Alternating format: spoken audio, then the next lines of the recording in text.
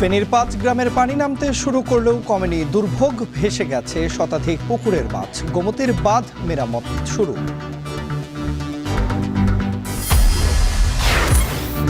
চট্টগ্রামে করোনায় আজও এক নারীর মৃত্যু, আক্রান্ত অর্ধ শতাধিক। কিট সংকটে চাঁপাইনবাবগঞ্জে পরীক্ষা বন্ধ, বরগুনায় আরও ৬৫ জনের ডেঙ্গু আক্রান্ত। দেশের বৃহত্তর পাইকারি বাজার খাতুনগঞ্জে পচে যাচ্ছে আদা, পেঁয়াজেও লোকসান। চাহিদার চেয়ে বেশি আমদানিতে ক্ষতি ব্যবসায়ীদের।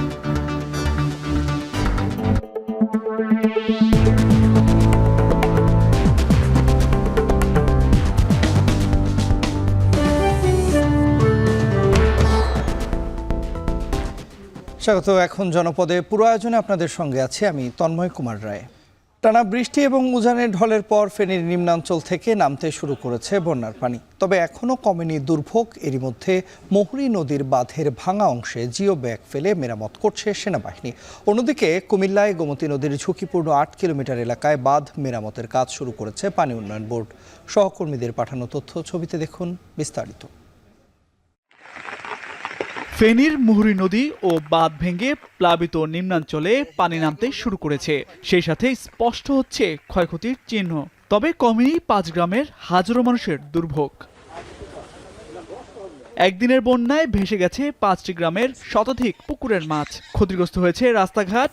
মুহুরী নদীর বাঁধে ভাঙা স্থানটি মেরামত হলেও নতুন করে অন্যান্য স্থানে ভাঙনের শঙ্কা এলাকাবাসীর। আমার গোয়ালঘর গেছে, চুলা টুলা রান্না বান্না কোনো ব্যবস্থা নেই। আমরা প্রতি বছরে বন্যা আসলে আমরা আতঙ্কে থাকি যে এক জায়গাতে ভাঙন সৃষ্টি হয়, এক জায়গাতে বাঁধে। এখানে মুহুরী নদী যতক্ষণ পর্যন্ত খনন করতো না, এতক্ষণের জন্য আমাদের কোনো সুবিধা সুযোগ হইতো না। শনিবার সকাল থেকে মুহুরী নদীর পানি বিপদসীমার অনেক নিচ দিয়ে প্রবাহিত হচ্ছে। পানি উন্নয়ন বোর্ড বলছে, বাঁধের ঝুঁকিপূর্ণ অংশগুলো মেরামতের ব্যবস্থা নেওয়া হয়েছে। জিও ব্যাগ ফেলে মেরামতের কাজ তদারকি করছে সেনাবাহিনী। এইটা আমরা আবার নতুন করে পুনর্বাসনের কিছু কাজ হচ্ছে। এটা কিন্তু সলিউশন না, এটা আমরা ইন্ট্রিম পজিশনে এটা করা হচ্ছে। ব্যাপক আকারে করতে গেলে ভালো একটা স্টাডি করতে হবে। স্টাডি করে এটা সাস্টেনেবল করতে হতে ৫০-১০০ বছর পর্যন্ত আমরা এটাকে বন্যা প্রতিরোধ করতে পারি। সে ধরনের কর্মপরিকল্পনা গ্রহণ করতে হবে। এদিকে ভাঙন ঠেকাতে কুমিল্লায় গোমতী নদীর বাঁধ মেরামতের কাজ শুরু করেছে পানি উন্নয়ন বোর্ড। নদীর তীরে ৮ কিলোমিটার এলাকায় ঝুঁকিপূর্ণ বাঁধ চিহ্নিত করে মাটি ফেলা হচ্ছে। আগেই উচ্ছেদ করা হয়েছে নদীর পাড়ের শতাধিক অবৈধ স্থাপনা।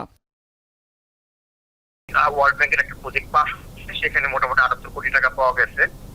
ওই প্রজেক্টটা এই সামনের মাসে হয়তো টেন্ডার হবে। টেন্ডার হওয়ার পরে কাজগুলি হলে সম্ভবত মোটামুটি বাদটা একটা মোটামুটি নিরাপত্তা, পুরোপুরি ভালো যাবে না, তো মোটামুটি একটা নিরাপদ অবস্থায় আসবে। গেল বছরের ভয়াবহ বন্যায় গোমতী নদীর বেড়িবাঁধ ভেঙে প্লাবিত হয় বুড়িচং ও ব্রাহ্মণপাড়া উপজেলা। অন্তত ২০টি পয়েন্টে বাঁধ ভেঙে যাওয়ার উপক্রম হয়। সে সময় ঝুঁকিপূর্ণ স্থানে বালুর বস্তা ফেলে কোনো রকম ভাঙন ঠেকায় এলাকাবাসী। তামজিদ মির্জা, এখন। কুষ্টিয়ায় পানি উন্নয়ন বোর্ডের জায়গা দখল করে গড়ে তোলা অন্তত ৩৫টি স্থাপনা উচ্ছেদ করেছে জেলা প্রশাসন। সকাল থেকে দুপুর পর্যন্ত শহরের চৌরহাস পশ্চিমপাড়ার জিকে ক্যানেলের পাশে এই অভিযান চালানো হয়। জেলা প্রশাসনের নির্বাহী ম্যাজিস্ট্রেট জাহিদ হাসানের নেতৃত্বে কুষ্টিয়া পানি উন্নয়ন বোর্ডের নির্বাহী প্রকৌশলী রাশিদুর রহমান সহ সেনাবাহিনী, পুলিশ ও আনসার সদস্যরা এই অভিযানে অংশ নেন। তবে পুনর্বাসন ছাড়া এই উচ্ছেদে ক্ষোভ প্রকাশ করেন দখলদাররা। জেলা প্রশাসনের নির্বাহী ম্যাজিস্ট্রেট জানান, জিকে ক্যানেলের জায়গায় অবৈধভাবে গড়ে ওঠা স্থাপনার জন্য ফসলি জমিতে পানি যেতে সমস্যা হতো, তাই এই পদক্ষেপ নেওয়া হয়েছে। উচ্ছেদের আগে এসব অবৈধ স্থাপনা সরিয়ে নিতে প্রশাসনের পক্ষ থেকে মাইকিং করা হয়েছে বলেও জানান তিনি। কোরবানির ঈদের আশানুরূপ বিক্রি না হওয়ায় খাতুনগঞ্জের আড়তে পৌঁছতে শুরু করেছে আদা। ডলার ব্যয় করে আমদানি করা আদা এখন কেজি প্রতি ৩০ থেকে ৩৫ টাকাতেও বিক্রি হচ্ছে না। সংশ্লিষ্টরা বলছেন, সরকারি তথ্য উপাত্ত সহজলভ্য না হওয়ায় নিজ সিদ্ধান্তে চাহিদার চাইতে বাড়তি আমদানি করেছেন ব্যবসায়ীরা। এদিকে চাহিদার তুলনায় সরবরাহ বাড়ায় লোকসানে পড়েছেন পেঁয়াজ ব্যবসায়ীরাও। বিস্তারিত দেখুন শোয়েব রহমানের প্রতিবেদনে। কোরবানি ঈদে বিক্রির আশায় এসব আদা আমদানি করে আড়তে রেখেছিলেন খাতুনগঞ্জের ব্যবসায়ীরা। বিক্রি না হওয়ায় আড়তে পচে গেছে এসব আদা, যা ৩০ থেকে ৩৫ টাকা কেজি দরেও বিক্রি হচ্ছে না। ঈদুল আজহা ঘিরে ছোট বড় সব ব্যবসায়ীরাই আদা আমদানি করেছেন। প্রতি কেজি চায়না আদা আমদানিতে খরচ ১৪০ টাকা। বর্তমানে সেটি বিক্রি হচ্ছে ১০০ টাকায়। আর ৭০ থেকে ৮০ টাকাতেও ক্রেতা মিলছে না ভারতীয় আদার। ইম্পোর্টারদের এই আদার বর্তমান খরচা হচ্ছে 130 টাকা, কিন্তু নষ্ট হয়ে যাওয়াতে এগুলো 30, 35, 40, 50 টাকা এরকম বিক্রি হচ্ছে বর্তমান মার্কেটে। এর বাইরে আপনার ভালো মাল যেগুলো এগুলো 100 টাকা বিক্রি করতেছে। আদা মনে করেন এদিকে ইন্ডিয়ান কারলা যেগুলো আছে ওগুলো চাবে, চায়না মালের বাজার উঠে নেই, এই কারণে চায়না মাল দিয়ে যারা ইনপুট করছে সবাই লজে পড়ছে। আর এবং চায়না মাল বাজারে এখনো আছে। প্রায় একই অবস্থা পেঁয়াজেরও। পাইকারিতে 50 টাকায় পেঁয়াজ বিক্রি হলেও কেজিতে 3-4 টাকা লোকসানের কথা বলছেন ব্যাপারীরা। মূলত চাহিদার তুলনায় সরবরাহ বেশি ও বৈরী আবহাওয়ায় বেচে বিক্রি কমায় হচ্ছে লোকসান। পর্যাপ্ত পরিমাণ দেশি পেঁয়াজ হয়েছে, যার কারণে মানে মোকামেল থেকে খাতুনগঞ্জের মধ্যে অনেক সবগুলো দেশি পেঁয়াজ আসতেছে, বেচা বিক্রিও কর, যার কারণে লোকসান কেজি প্রতি প্রায় 500 টাকা করে লোকসান যাচ্ছে। তবে কিছুটা ভিন্ন চিত্র রসুনের। দীর্ঘ লোকসান কাটিয়ে রসুনের বাজার ঊর্ধ্বমুখী। 15 দিনের ব্যবধানে কেজিতে দাম বেড়েছে প্রায় 30 টাকা। তবে প্রধান রপ্তানিকারক দেশ চায়নায় মৌসুম শুরু হওয়ায় আগামী চালানে দাম কমবে বলে দাবি বিক্রেতাদের। এমনও গেছে 30-40 টাকা পার কেজিতে, অর্থাৎ 1 কন্টেনার মাল আনলে 10-12 লাখ টাকা লস গেছে। আর রিসেন্ট ঈদের পরে হয়তো যারা লস খাইতে খাইতে ইম্পোর্ট বন্ধ করে দিচ্ছে, সেক্ষেত্রে অল্প কিছু সময়ের জন্য কিছু রসুন শর্ট হয়েছে, এই জন্য বাজারটা একটু বাড়ছে। এটা হয়তো 2-4-10-15 দিনের ভিতরে আবার রিকভার হয়ে যাবে। ব্যবসায়ীরা বলছেন, এক্ষেত্রে সরকারের তথ্য উপাত্ত সহজলভ্য না হওয়ায় কখন কি পরিমাণ মশলার আমদানি হচ্ছে তা তারা জানেন না। এতে বিপুল ডলার ব্যয় করে আমদানিতে লোকসান গুনতে হয় তাদের। শোয়েব রহমান, এখন, চট্টগ্রাম। এদিকে বগুড়ায় হিমাগার ভাড়া বৃদ্ধির প্রতিবাদে মানববন্ধন করেছেন কৃষক ও আলু ব্যবসায়ীরা। বেলা 11টার দিকে শিবগঞ্জের বুড়িগঞ্জ বাজারে এই মানববন্ধন অনুষ্ঠিত হয়। এ সময় হিমাগার ভাড়া বৃদ্ধির প্রতিবাদ জানান তারা। তাদের অভিযোগ, আলুর উৎপাদন খরচ কেজি প্রতি 13 টাকা 90 পয়সা, কিন্তু পাইকারি বাজারে তা বিক্রি হচ্ছে 13 টাকা কেজি দরে। এ অবস্থায় হিমাগার পরিচালনায় খরচ না বাড়ালেও প্রতি কেজি সংরক্ষণে খরচ রাখা হচ্ছে 6.25 টাকা করে। এ কারণে হিমাগারের আলু রাখতে পারছেন না কৃষকরা। সব মিলিয়ে লোকসানে পড়তে হচ্ছে তাদের। এ সময় হিমাগারের খরচ কমানোর দাবি জানান তারা।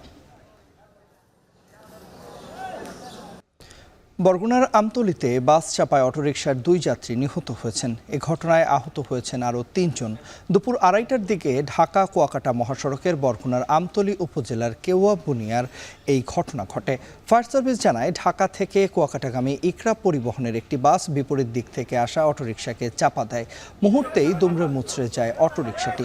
ঘটনাস্থলে নিহত হন 2 যাত্রী। পরে আহতদের উদ্ধার করে পটুয়াখালী জেনারেল হাসপাতালে পাঠায় পুলিশ। একই সাথে জব্দ করা হয় বাসটিকে। ডেঙ্গুর হটস্পট বরগুনায় দিন দিন পরিস্থিতি আরও ভয়াবহ হচ্ছে। সকাল 11টা পর্যন্ত গেল 24 ঘন্টায় নতুন করে ডেঙ্গু আক্রান্ত হয়েছেন 63 জন। এ নিয়ে জেলায় এখন পর্যন্ত আক্রান্ত হয়েছে 2251 জন। সরকারি হিসেবে উপকূলীয় এই জেলাতে ডেঙ্গুতে মারা গেছে 5 জন, বেসরকারি হিসেবে যা 10 জনের বেশি। এমন অবস্থায় কয়েকদিনের বৃষ্টিতে ব্যাহত হয়েছে মশক নিধন কার্যক্রম। সকাল থেকে বৃষ্টিপাত কিছুটা কমে আসলে আবারও কাজ শুরু করে জেলা প্রশাসন, পৌর প্রশাসন ও স্বেচ্ছাসেবী সংগঠনের কর্মীরা। এদিকে জেলা জুড়ে ডেঙ্গুর প্রকোপে আতঙ্কিত বাসিন্দারা, তাই দ্রুত কার্যকর পদক্ষেপ নেয়ার দাবি বাসিন্দাদের।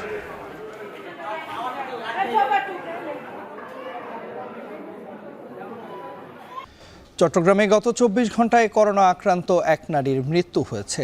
নগরীর জেনারেল হাসপাতালে চিকিৎসাধীন অবস্থায় মারা যান তিনি। চিকিৎসকরা জানান, আগে থেকেই ফুসফুসে ক্যান্সারে আক্রান্ত ছিলেন তিনি। আর করোনা আক্রান্ত হয়ে 3 দিন আগে চট্টগ্রাম জেনারেল হাসপাতালে ভর্তি হন। এদিকে চট্টগ্রামে গত 24 ঘন্টায় 71 জনের নমুনা পরীক্ষা করে 6 জনের শরীরে করোনা শনাক্ত হয়েছে। নগরীতে এখন পর্যন্ত করোনায় আক্রান্তের সংখ্যা দাঁড়িয়েছে 62 জনে। এদিকে চাঁপাইনবাবগঞ্জের হাসপাতাল ও স্বাস্থ্য কমপ্লেক্সে কিট সংকটে বন্ধ আছে করোনা পরীক্ষা। ফলে চিকিৎসা নিতে আসা রোগীরা করোনার উপসর্গ নিয়ে ফিরে যাচ্ছেন। মজুদ সব কিটের মেয়াদ পার হওয়ায় এখন করোনা পরীক্ষা করা সম্ভব হচ্ছে না বলে জানান চিকিৎসকরা।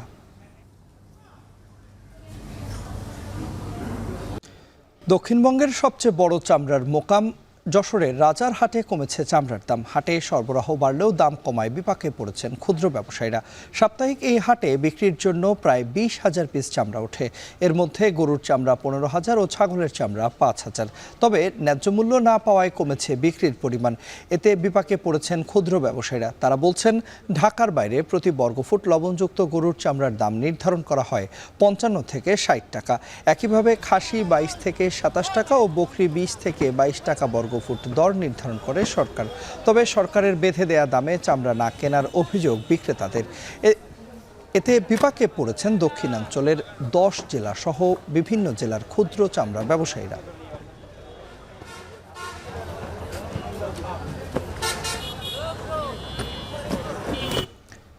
সিলেটের দুটি সীমান্ত এলাকা থেকে প্রায় কোটি টাকার ভারতীয় পণ্য জব্দ করেছে বিজিবি। দুপুরে এক সংবাদ সম্মেলনে তথ্য জানায় বিজিবির 19 ব্যাটালিয়নের অধিনায়ক। বিজিবির অধিনায়ক জানান, শুক্রবার রাতে গোপন সংবাদের ভিত্তিতে জৈন্তাপুরের ফেরিঘাট ও কানাইঘাটের সুরাইঘাট সীমান্তে অভিযান চালায় বিজিবির আভিযানিক দল। এ সময় চোরাই চা পাতা, কফি, চকলেট সহ ভারতীয় বিভিন্ন পণ্য জব্দ করা হয়। এছাড়া অবৈধভাবে বালু ও পাথর উত্তোলন রোধে কঠোর নজরদারি ও টহল কার্যক্রম চালু রয়েছে বলেও জানান তিনি।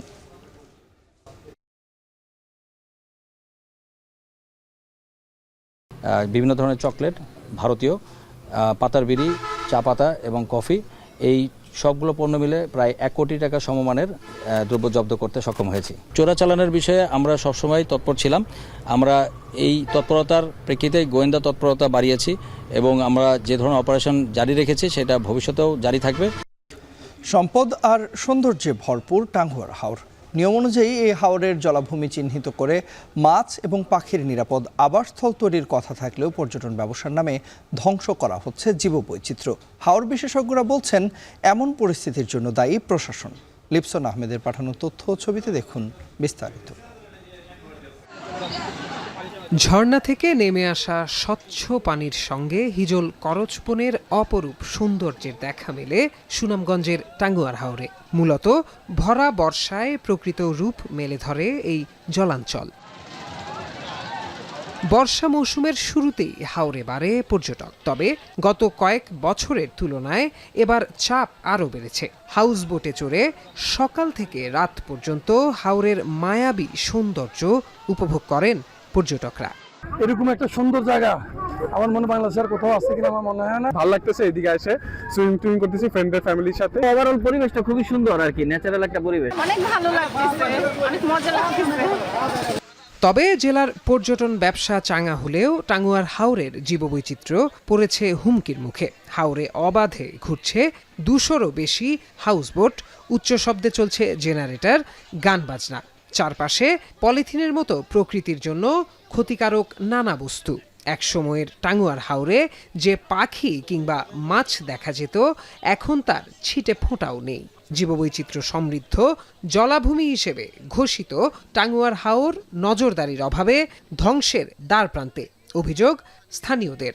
বাপ দাদার মুখে শুনতাম, তারা যদি হাওরে দিয়া নৌকা হাতে বাইরে যেত, মাছ লাফ দিয়া নৌকার মাঝে উঠত। এখন প্রায় এসব অনেক প্রজাতির মাছ, পাখি বিলুপ্তির পথে। শাসনের একটা সিস্টেম ছিল, বুঝছেন, তখন পাখি এবং মাছ এগুলা খুব বেশি পরিমাণে উৎপাদন হইতে হয়, কিন্তু এখন শাসন না থাকার কারণে পাখিও নাই, মাছও নাই। উচ্চ স্বরে যে সাউন্ড বক্স তারা বাজায়, এটা আসলে এই এলাকার মানুষের এটা অনেক ক্ষতি হচ্ছে, প্লাস পরিবেশে টাঙ্গুয়ার পরিবেশেরও ক্ষতি হয়। বাচ্চা কাচ্চা লেখাপড়ার ঝামেলা হইতেছে, হার্টের রুগী থাকলে তার সমস্যা হইতেছে।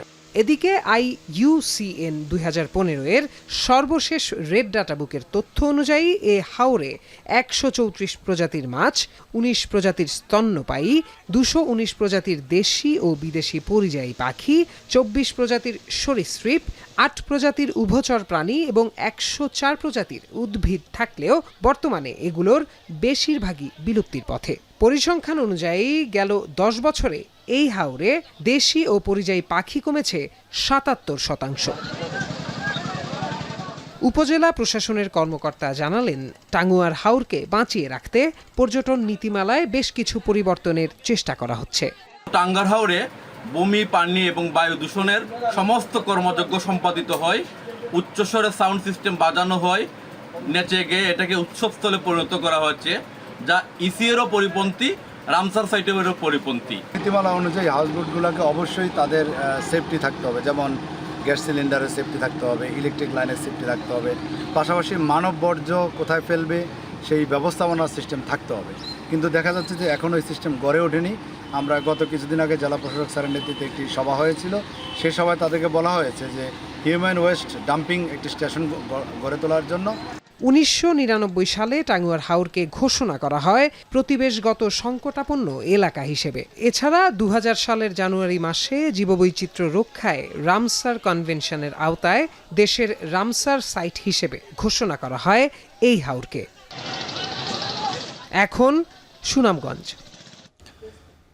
এই ছিল এখন জনপদে। যাবার আগে জানাতে চাই সবশেষ খবর সবার আগে পেতে ভিজিট করুন এখন.tv। ফেসবুকে দেখুন facebook.com/tv.এখন আর ইউটিউবে দেখুন youtube.com/c/echontv।